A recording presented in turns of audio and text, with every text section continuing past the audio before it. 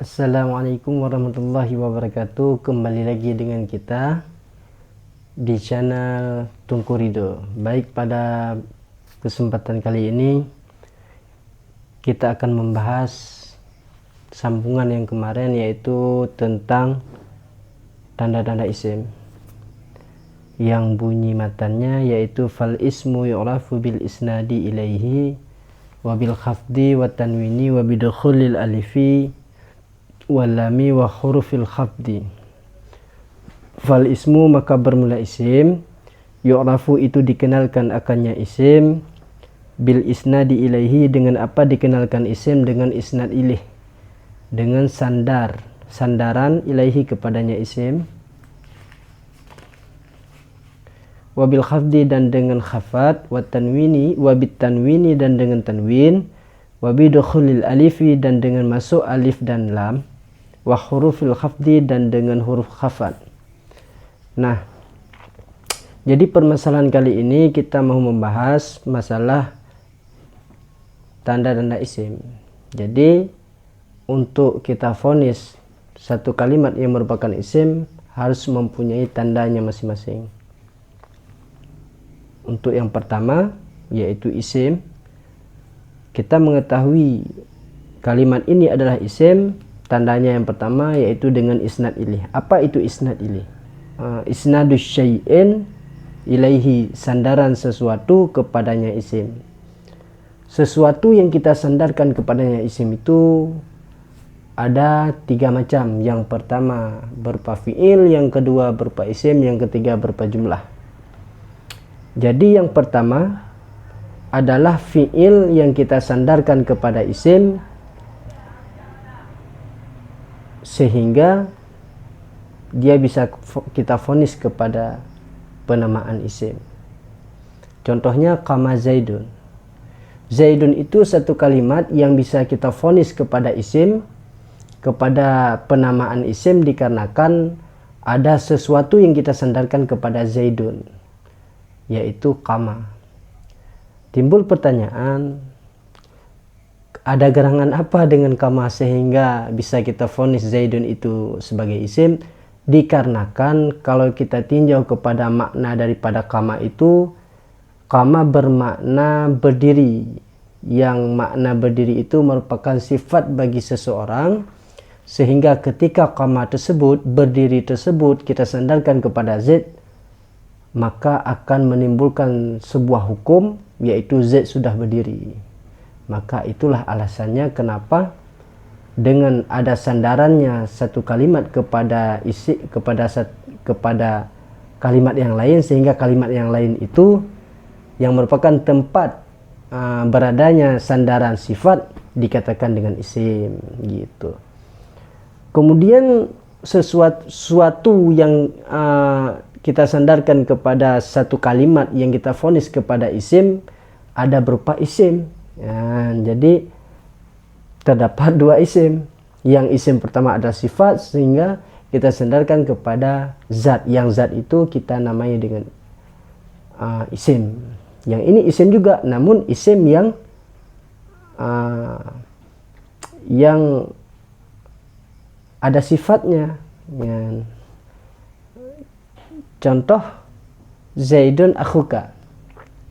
Jadi zaidun itu bisa kita vonis sebagai isim. Kenapa? Karena adanya berupa sifat yang bersandar kepadanya, yaitu akhuka, sehingga menimbulkan sebuah hukum, saudara engkau adalah Zaid, Zaid adalah saudara engkau. Kemudian yang ketiga, suatu yang bersandarnya kepada suatu kalimat yang bisa kita vonis sebagai isim, yaitu jumlah, seperti contohnya ana kumtu. Jadi kumtu yang kita sandarkan kepada ana sehingga menimbulkan sebuah hukum yang hukumnya yaitu aku sudah berdiri. Kesimpulan, isim tanda yang pertama yaitu isnad ilaih. Ada sandaran kalimat yang lain ataupun berupa sesuatu kepadanya sehingga bisa kita vonis dia isim, dikarenakan lahirlah sebuah hukum Karena isim itu zat, ya. Zat, ketika ada sandaran sifat, lahirlah sebuah hukum. Itu tanda yang pertama. Adapun tanda yang kedua, yaitu bil khafdi. Apa itu khafad? Wahwa ma yahdutuhu amilul khafdi fi akhir kalimati min kasratin aw manaba anha kal fathati fi ma la yansarifu wal ya'i fil jam'i sahihi wal musanna wal asma'il khamsati.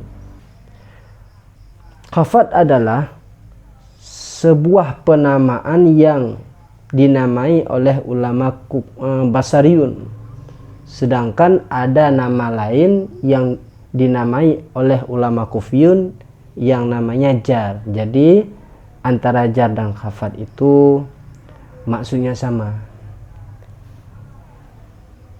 hanya sebuah perbedaan dari penamaan, berbeda dari penamaan.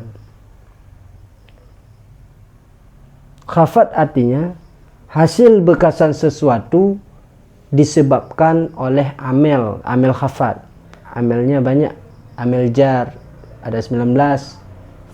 Fanaul awalu hurufun tajur isma faqat wahya tis'ata syar harfan ba min ila fi an wa kasam ba kasam ta kasam lam ruba waw ala kaf mud mundu hatta hasyada khala.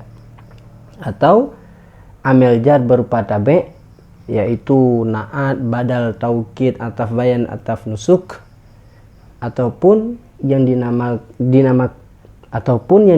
dengan amil jar ataupun amil khafad, yaitu mudhaf.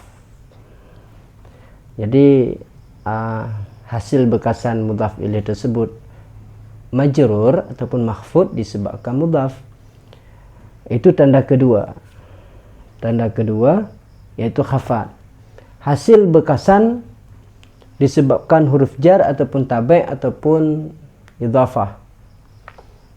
Contohnya fi zaidin, fi rajulin. Rajulin tersebut dia khafad, di mana kita lihat pada huruf terakhir, pada lam, rajulin pada lam. Kenapa terakhir? Karena berbicara masalah nahu, i'rab, bina, yaitu berbicara masalah baris yang terdapat pada akhir kalimat. Kalau saraf, pertengahan dan awal. Kalau akhir kalimat itu baik huruf ataupun baris, harokat, itu urusan nahu. Jadi ini nahu. Nahu ini baris akhir kalimat ataupun huruf. Jadi pada contoh fi rajulin ataupun fi zaidin, itu pada huruf terakhirnya dal ataupun ra. Dal itu baris yang terdapat pada akhir zaidin fi zaidin ataupun rajulin fi rajulin, itu hasil bekasan daripada masuknya huruf jar di belakang, yaitu fi rajulin fi zaidin. Hasil bekasan khafad ataupun hasil bekasan jar di situ kisrah, rajulin baris bawah. Kenapa kisrah? Karena berhubung di situ isim mufrad, zaid isim mufrad, rajul isim mufrad. Kalau seandainya di situ kalimat yang lain, bisa juga tanda khafad atau tanda jarnya bukan kisrah. Jadi ketika kita i'rab suatu kalimat, baru bisa kita vonis tanda jar ataupun tanda khafad dengan apa, itu tergantung kepada kalimat tertentu. Jadi bukan tanda jar semua kisrah, bukan. Ada juga tanda jar dengan fathah, itu khusus pada isim tegas saraf, yaitu dijar dengan fathah. Contoh bi Musa dan sebagainya.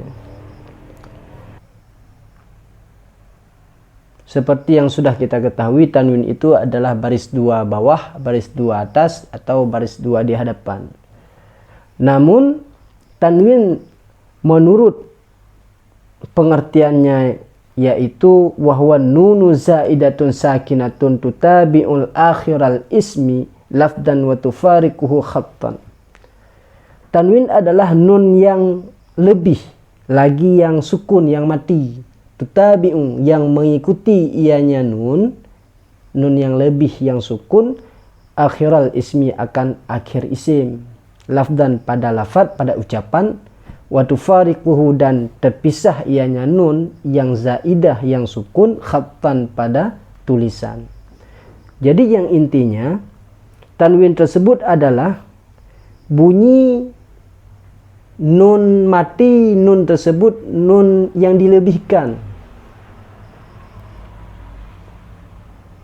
Bunyi nun mati, nun yang dilebihkan, yang terdapat pada akhir isim. Jadi keluar akhir fi'il atau akhir huruf, khusus pada akhir isim. Yang bunyi tersebut adanya pada ucapan. Ketika kita ucapkan sebuah kalimat isim, ada bunyi nun yang mati, itulah tanwin. Wa tufariquhu khattan, dan dia tidak ada ketika kita lihat tulisannya, nggak ada. Karena nun itu nun zaidah yang hanya ada pada ucapan. Itulah yang dikatakan dengan tanwin. Adapun tanwin tersebut ada terbagi kepada 10 pembagian. Ada di antaranya tanwin tamkin, dan tanwin tankir, tanwin iwad, tanwin muqabalah, tanwin darurah, tanwin ziyadah, tanwin taktir, dan sebagainya yang nanti akan kita bahas pada perjumpaan selanjutnya. Kemudian bila ada satu lafaz, satu kalimat yang ada bunyi nun matinya ketika diucapkan namun pada tulisan nggak ada, berarti kalimat itu adalah isim. Adapun tanda isim yang keempat yaitu wabidukhulil alifi wal lami, dengan masuk alif dan alif dan lam. Di mana masuk? Pada awal kalimat, seperti al-islamu. Ketika kita jumpai satu kalimat yang didahulukan oleh alif al, maka kalimat tersebut adalah isim, seperti al-islamu.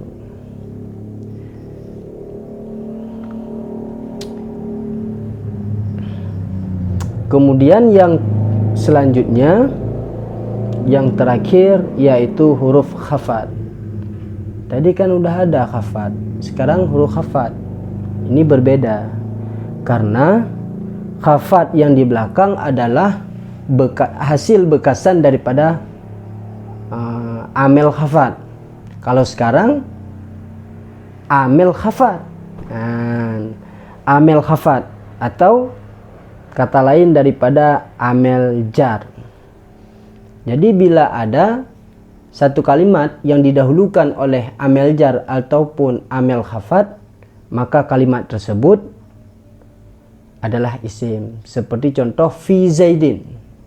Zaidin tersebut bisa kita vonis sebagai isim. Kenapa? Karena didahulukan oleh huruf jar ataupun huruf khafat, yaitu fi, ataupun fi rajulin, bi rajulin, bi zaidin.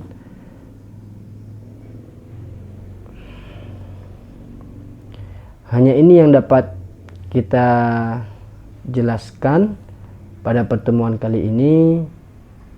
Semoga bermanfaat bagi kita semua, dan akan kita lanjutkan pada pertemuan kali yang akan datang, yaitu pembahasan permasalahan tanda-tanda fi'il. Saya akhiri dengan billahi taufik wal hidayah. Assalamualaikum warahmatullahi wabarakatuh.